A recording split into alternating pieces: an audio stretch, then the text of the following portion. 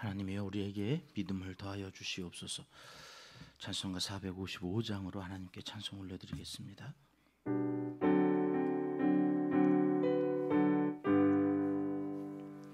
주님의 마음을 본받는 자, 그 마음에 평강이 찾아오면 험악한 세상을 이기리니 하늘로부터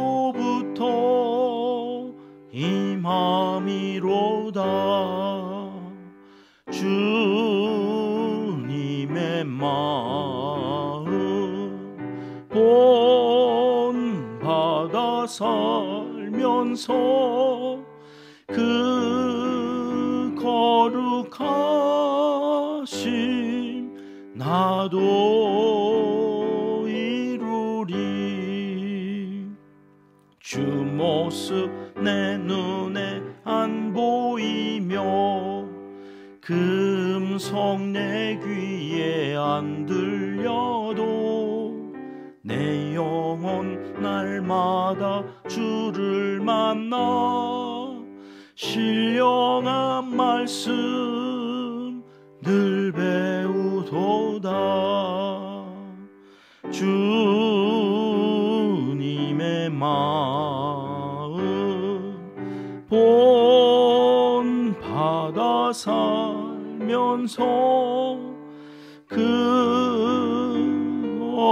거룩하심 나도 이루리. 가는 길 거칠고 험하여도 내 맘에 불평이 없어짐은 십자가 고난을 이겨내신 주님의 마음 본받음이라. 주님의 마음 본받아 살면서 그 거룩하심 나도 이루리. 주 예수 세상에 다시 오실 그날엔 무성도 변화하여 주님의 빛나는 그 형상을 다 함께 보며 주 찬양하리. 주님의 마음 본받아 살면서 그 거룩하심 나도 이루리. 이 새벽 주시는 하나님의 말씀은 전도서 10장입니다. 1절과 2절 말씀 함께 읽겠습니다. 죽은 파리들이 향기름을 악취가 나게 만드는 것 같이 적은 우매가 지혜와 존귀를 난처하게 만드느니라. 지혜자의 마음은 오른쪽에 있고 우매자의 마음은 왼쪽에 있느니라. 아멘. 성경은 우리를 자녀라고 했다가 종이라고 했다가 여기선 하나님의 자녀, 저기선 하나님의 종. 자녀하고 종은 신분의 차이가 어마어마하잖아요. 우리의 정체성은 자녀인 겁니까? 종인 겁니까? 여러분은 자녀이고 싶으세요? 종이고 싶으세요? 내가 자녀인가? 종인가? 한동안 저도 헷갈릴 때가 있었거든요. 여러분, 우리는 자녀입니까? 종입니까? 우리의 신분은 자녀입니다. 하나님의 아들이요 딸인 우리가, 그러나 하나님 앞에서 살아갈 때는 종으로 사는 거죠. 아들인데 종이에요. 딸인데 종이에요. 신앙생활하는 우리의 태도, 자세는 어떠해야 되냐면 종이란 말이죠. 종이 어떻게 주인을 대합니까? 주인 앞에서 종은 잘 듣습니다. 아들은 들었다가 안 들었다가 지 듣고 싶은 것만 들을 때도 있어요. 뭐 심지어는 아빠한테 막 대들기도 하죠. 왜 그래야 되느냐고 따지기도 하죠. 왜요? 그래도 호적 안 팔 걸 아니까. 내 아들이고 딸은 아버지 앞에서 이래도 되고 저래도 되지만 종은 그럴 수가 없어요. 종은 그랬다가는 당장에 이게 생명이 붙어 있을지 어떻게 될지를 모르니까 종은 무조건 그 주인 앞에서 잘 듣고 그 지시에 따라서 사는 거죠. 탕자의 비유에서 두 아들 보세요. 말 들어요, 안 들어요? 안 들어요. 두 아들 다 말 안 들어요. 아버지 재산 좀 줘보세요. 그래서 갔다가 쫄딱 망한 아들도 말 안 듣지만 집에서 아버지 옆에서 성실하게 일한다고 하는 그 아들도 나중에 그 둘째 아들 돌아와서 잔치하는 거에 못마땅해가지고 들어가지도 않고 그러고 시위하고 있는 그 아들들을 보면 아들들은 그러는 거구나. 아들들은. 그러나 종은 그럴 수가 없어요. 종은 누가 와서 뭘 하라고 그러면 왜 그걸 해야 되느냐고 묻지를 않아요. 그냥 그러고 살아가는 거죠. 오늘 우리의 신앙생활 하나님 앞에서 자녀인데 왜 내가 그걸 해야 됩니까? 이러면 자녀의 신분을 가지고 자녀로 사는 거죠. 그런데 자녀의 신분으로 살면서 우리는 하나님 앞에서 어떤 태도를 취해야 되느냐면 종으로 살아가는 거예요. 그렇게 산 사람이 누구예요? 바울사도. 그의 서신에 보면 늘 그는 내가 하나님의 자녀다 이렇게 소개한 본문이 없어요. 그리스도 예수의 종으로. 그러니 그가 이방인의 사도로 부름을 받고 죽기까지 순종하면서 성경에 뭐라고 써놨어요? 나를 본받으라. 그 나를 본받으라고 하는 말은 뭐냐면 내가 자녀이지만 나는 하나님 앞에서 한 번도 자녀로 산 적이 없다는 거예요. 왜요? 우리의 신앙의 태도는 자녀가 아니에요. 그건 신분이지.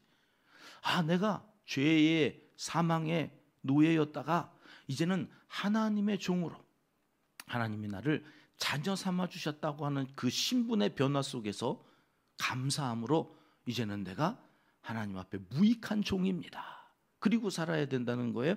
그래서 바울이 자기처럼 신앙생활을 하는 다음 후배들이 그렇게 살았으면 좋겠다. 그리고 죽기까지 순교하기까지 평생의 종으로 살다가 하나님 앞에 가는 거죠. 자, 전도서에 오면 계속해서 이 헛된 세상에서 우리에게 어떻게 살면 헛되지 않은지를 말씀해 주시죠. 2절 말씀부터 보겠습니다. 같이 읽을게요. 지혜자의 마음은 오른쪽에 있고 우매자의 마음은 왼쪽에 있느니라. 자, 하나님 앞에서 자녀인 우리가 종으로 살아갈 때 중요한 것이 뭐냐? 마음이라는 거예요. 마음. 잠언에서도 우리가 살펴보고 왔죠. 4장 23절 말씀 같이 읽어볼까요? 모든 지킬 만한 것 중에 더욱 내 마음을 지키라. 생명의 근원이 이에서 남이니라. 헛된 세상에서 헛되지 않은 인생을 살기 위해서 우리가 살펴야 할 것이 있어요. 마음이래요. 자, 마음이라고 하는 것. 그 마음은 그런데 좌측에도 있고 우측에도 있다. 우측에 있는 마음은 뭐고 좌측에 있는 마음은 무엇인가? 여러분, 고대 근동에서는 오른쪽은 좋은 거예요. 오른쪽은 선하고 의롭고. 그래서 왼손잡이, 왜 사사 중에도 왼손잡이, 삼갈, 그거는 비천하다 그런 뜻이에요. 사회적으로 볼 때. 그런데 하나님이 그런 자를 들어서 하나님의 사사로 삼으셨다 하는 이야기를 하더라고. 왼손잡이. 이게 왼쪽은 좌측에 있는 것은 악하고 나쁜 것으로. 그래서 마태복음 25장에서도 양과 염소의 비유 나오잖아요. 주님이 다시 재림하실 때에 성도들을 나누신다는 거예요. 성도라고 해서 다 구원을 얻는 것이 아니라 오른쪽에다가는 양을 세우고 왼쪽에다는 염소를 세운다. 양과 염소로 나뉘어진다는 거죠. 양의 특징은 뭔가요? 양은 털 깎는 자 앞에서 어떻게 해요? 잠잠해요. 깎아주세요. 그리고 주인이 하는 대로 그냥 그 앞에 복종해요. 염소는 어떻게 할까요? 들이받아요. 그래요. 들이받아요. 신앙생활을 하는 사람들의 마음이 그렇다라는 거죠. 하나님의 자녀로 부름 받아서, 그래, 하나님의 자녀로 이제 신분이 바뀌어졌으면 이제는 종으로 살아야 되는 거거든요. 종으로 살아야 되는데 하나님의 말씀이 선포되는데 잘 듣는 양이 있고 안 듣고 들이받는 염소들이 있다는 거예요. 어디다 세웠다고요? 지혜자의 마음은 오른쪽 편에 세우고 우매자의 마음은 왼쪽 편에 세우고, 양과 염소 이렇게 나누어진다는 거예요. 아, 그렇구나. 지혜자의 마음이 오른쪽에 있는데 우매자들의 마음은 왼쪽에 있다는데 도대체 이게 뭔 말일까? 3절로 가볼까요? 3절 같이 읽습니다. 우매한 자는 길을 갈 때에도 지혜가 부족하여 각 사람에게 자기 우매함을 말하느니라. 누가 우매하다고 말하는 게 아니라 왼쪽 편에 있는 마음들은 지가 자기의 우매함을 말로 다 드러내더라, 그런 얘기죠. 지혜자들은 몸으로 일을 할 때에, 우매자들은 말로 자기의 우매함을 다 드러내는 거예요. 교회도 그렇고 가정도 그렇고 잘 되는, 활기차고 은혜가 넘치고 그 안에 생명력이 있는 공동체들을 보면 묵묵히 자기가 맡은 일들을 몸으로 행하는 사람들이 많은 곳은 그런 모습들로 드러나게 되어 있어요. 근데 이게 뭔가 혼란스럽고 자꾸 안 되는 그런 공동체, 가정도 그렇고 교회도 뭐 나라도 마찬가지죠. 보면 말만 하고 다니는 사람들만 있는 거예요. 종이 몸으로 맡겨진 일들 하나님 말씀 잘 듣고 따라가면 되는데 몸은 무겁고 입은 가벼워서 여기 가서 이 말하고 저기 가서 이 말하고 저 말하고, 우매한 말로 자기의 우매함을 다 드러내면 어떤 일이 일어난다는 거예요? 1절 말씀에서 먼저 이렇게 얘기하고 시작하셨죠. 같이 읽을게요. 죽은 파리들이 향기름을 악취가 나게 만드는 것 같이 적은 우매가 지혜와 존귀를 난처하게 만드느니라. 향기름, 제사에 쓰는 향은 특별히 더 값지고, 그 예수님 발에 머리에 부었던 그 나드, 인도에서 들여오는 이 나드, 이거는 향이 얼마나 강한지, 이런 공간에 한 방울만 터뜨려도 금방 삽시간에 그 향이 온 공간을 채운다는 거잖아요. 향은 그렇게 향기가 나는 건데 어느 날 죽은 파리들이 거기에 빠져 죽어요. 그럼 이 향이 다 사라지고 악취가 난다는 거잖아요.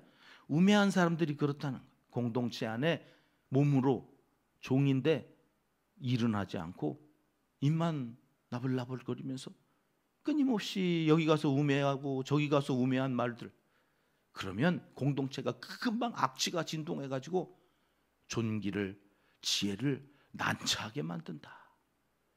힘이 없어진다는, 아무리 말씀이 좋고 아무리 좋은 사람들이 와가지고 거기에 있다 할때도 금방 악취가 나는. 그래서 우리 교회는 창세기를 읽어가면서부터 결단하고 가는 거예요. 축복합시다. 그냥 축복해요. 내 마음에 들든지 안 들든지, 처음에서 그래 괜찮아, 뭐 좀 마음에 안 드는 것들도 격려하고 가요. 뒷담화하지 않아요. 남의 흉 없는 사람 이야기는 하지 말자. 칭찬하는 거 아니면 그 사람 잘했다고 와, 아니면 입을 닫는 거죠. 여러분 명심하세요. 내 앞에서 남 험담하는 사람은요, 다른 사람한테 가서 내 험담할 사람이에요. 틀림없어요. 내 험담은 그 사람이 안 할 것 같아요? 아니요. 그 사람은 입만 열면 축복하고 칭찬하는 법을 배우지 못한 거예요. 그 사람이 가지고 있는 우매함이. 그러니 내 앞에서 누군가 험담할 때 스탑. 너 딴 데 가서도 내 말 그렇게 할 거지? 스탑. 그리고 축복하는 거예요. 그게 하나님의 사람이에요. 그런 지혜자들이 있으면 향이 나는 거죠. 그런데 끊임없이 이 벌을 언제 고칠 건지. 그 우매자는 결국 그러다가 염소로 구분되어져서, 그러니 지혜자는 그렇게 살아가지 않아야 한다. 그런데 이게 안 돼요. 안 돼. 4절로 가볼까요? 공동체를 악취로 가득하게 만들지 않기 위해서 어떤 마음으로 신앙생활을 하라고 말씀하시나. 오른쪽의 마음은 이렇다는 거예요. 같이 읽습니다. 주권자가 내게 분을 일으키거든 너는 네 자리를 떠나지 말라. 공손함이 큰 허물을 용서받게 하느니라. 때로 하나님의 말씀이 책망하는 것처럼 들릴 때가 있어요. 막 야단을 치는 것처럼. 그때 오른쪽의 마음은 그 자리를 지킨다는 거예요. 너는 내 자리를 떠나지 말라. 주권자가 하나님이시죠. 하나님이 분을 일으킬 때가 있으세요. 죄짓고 회개하지 않는 자들에게 하나님께서 이런 모양 저런 모양으로 야단을 치실 때 가만 보면 그 자리를 지키는 사람이 있어요. 아멘 하면서 그 말씀을 나의 힘으로 삼아요. 그 말씀을 영적인 자산으로 삼아서 능력으로 그것을 행하겠다고 아멘 하면서 받는 사람이 있어요. 이거 오른쪽의 마음인. 근데 왼쪽의 마음은 그때 염소처럼 들이받는 거예요. 길길이 날뛰면서. 그리고는 못 견디고 그 자리를 떠나버리고 말아요. 교회가 여기만 있냐? 아니 저 다른 교회 가면 거기는 하나님의 말씀이 뭐 다른 말씀 하시나요? 다 사랑하라고 하고 다 용서하라고 하고 하나님의 말씀이 들려지는데 그걸 못 견디고 그 자리를 떠나는 그 왼쪽의 마음들, 너는 네 자리를 떠나지 말라 하는 말씀이 그 말씀이죠. 신명기 8장으로 가볼까요? 2절 말씀 같이 읽겠습니다. 내 하나님 여호와께서 이 40년 동안에 내게 광야길을 걷게 하신 것을 기억하라. 이는 너를 낮추시며 너를 시험하사 내 마음이 어떠한지 그 명령을 지키는지 지키지 않는지 알려 하심이라. 광야 40년, 광야라는 말이 히브리어로 미드바르잖아요. 미드바르라고 하는 말은 나바르라고 하는 이 말씀이라고 하는 데에서 유래되어진 거예요. 그러니까 광야는 어느 곳이냐면 하나님의 말씀이 들려지는 곳이 광야예요. 신앙생활 하는데도 광야 같은 그 40년의 시간을 내가 지나가는 것 같을 때가 있어요. 여러분, 그때 하나님의 말씀이 들려지는 거거든요. 아무것도 없는 곳이 광야라고 그랬죠. 아무것도 없는 그곳에서 오직 하나님의 말씀으로 살아가는 사람들. 그것을 왜 그렇게 40년 동안이나 지나가야 됐느냐? 그 말씀으로 나를 낮추시고 그 말씀으로 나를 시험하셔서 내가 종으로 사는지, 하나님의 종으로 살면서 겸손하여지고 그 말씀에 순종하는, 그 명령을 지키는지 안 지키는지 하나님이 알려고. 그러니 오른쪽에 있는 마음으로 살면 하나님이 책망하실 때 오히려 감사해요. 그 말씀으로 나의 힘과 능력으로 삼고 공손히. 그러면 어떻게 하신다고요? 그 허물을 용서해 주신다고. 그래서 하나님의 지혜로 진주보다 더 값진 삶을 열어가게 하시는 하나님의 사람들이 된다는 거예요. 오늘의 결론은 12절에서 나와요. 12절 같이 읽을게요. 지혜자의 입의 말들은 은혜로우나 우매자의 입술들은 자기를 삼키나니. 왜 사람들이 이렇게 축복하라고 그러는데도 뒷담화하고 남 흉보고 그렇게 돌아다닐까? 솔로몬이 생각해 보니까 이게 은혜라더라. 은혜를 받으면 말이 고와져요. 은혜를 받으면 축복하지 말라고 그래도 저절로 막 칭찬하고 축복 좋은 게 보여져요. 근데 은혜가 다 사라지면 툴툴거리기 시작해요. 은혜. 그러니까 지혜자의 입의 말들을 가만히 보면 어떻다고요? 은혜롭다. 왜요? 은혜를 받으니까. 예배를 그렇게 중요하게 여기는 이유가 은혜라고 하는 건 예배를 통해서 오잖아요. 예배를 통해서 하나님 앞에 더 가까이 나아갈 때 은혜가 충만해지잖아요. 오늘 우리가 하나님 앞에 예배자로 선다는 것은 은혜의 강물이 흘러넘치는 거예요. 내 안에 그 은혜가 가득 채워지는, 이것이 우리 가운데 계속 반복되어져야 돼요. 그래야 지혜자, 오른쪽의 마음으로 살아갈 수 있게 되어진다.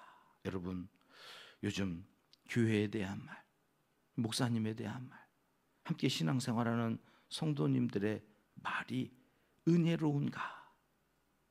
왼쪽편 마음으로 이게 안 되는 거니까 빨리 갈아타야 된다. 내 자꾸 왜 투덜거리고 누군가에 대해서 좋은 면은 안 보이고 좋지 않은 면들만 자꾸 보이면서 이렇게 염소처럼 돼가는 거지? 내가 은혜가 떨어졌나 보다. 그러면 하나님 앞에 나와서 은혜를 구해야죠. 하나님, 내 마음에 은혜의 강물이 흘러서 지혜자의 입에 말이 되게 은혜가 넘치는 입술이 되게 해 주시옵소서. 여러분, 교회 문제가 아닌 거예요. 그러니까 성도님들 문제가 아닌 거예요.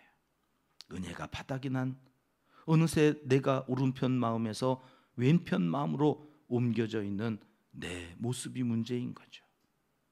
나는 자녀인 신분으로 자녀처럼 살려고 하는 것은 아닌가? 아니요. 신앙생활은 자녀의 신분을 얻었으니 하나님 앞에서 무익한 종으로 사는 거예요. 그러니 그 말씀을 듣고 그 말씀의 은혜 앞에서 감사하며 살아가는 사람들이 오른편 마음으로 살아가는 헛되지 않은 세상에서, 헛된 세상에서 헛되지 않은 인생으로 살아가는 것이다. 우리 교회는 하나님의 말씀으로 걱정도 근심도 기도의 제목으로 바꾸어 모이기만 하면 서로 중보하며 기도해 주는 교회였으면 좋겠습니다. 그 은혜로 살면서 기도에 응답받았다고 간증하며 살아가는 사람들이 날마다 그 수가 더해지는 은혜로운 만민이 기도하는 집을 온전히 세워가는 오른편의 마음으로 살아가는 지혜자들이 다 되시기를 하나님은 이 새벽 간절히 원하시고 계십니다.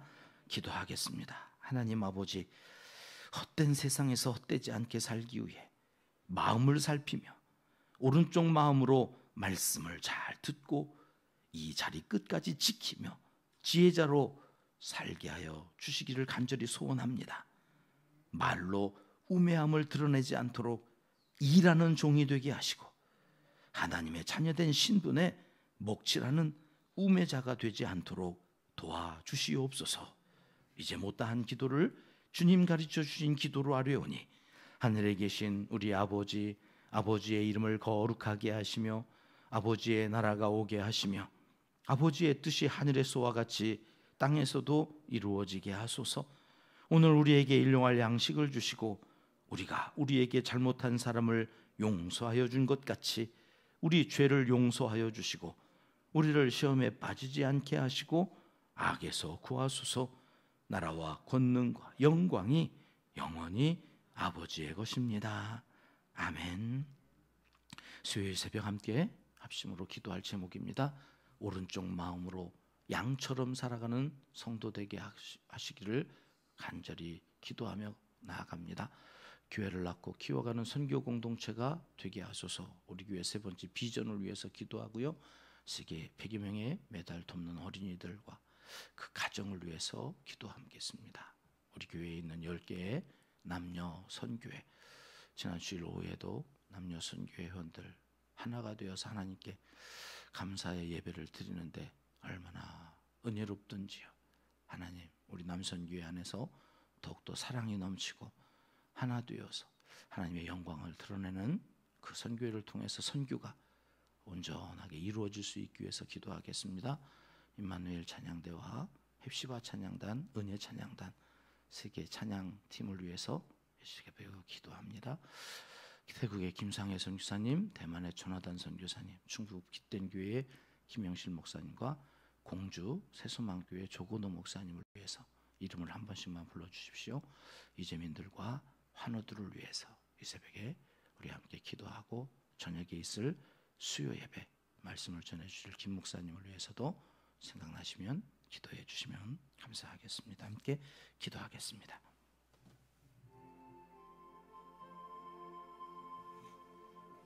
잠시 오신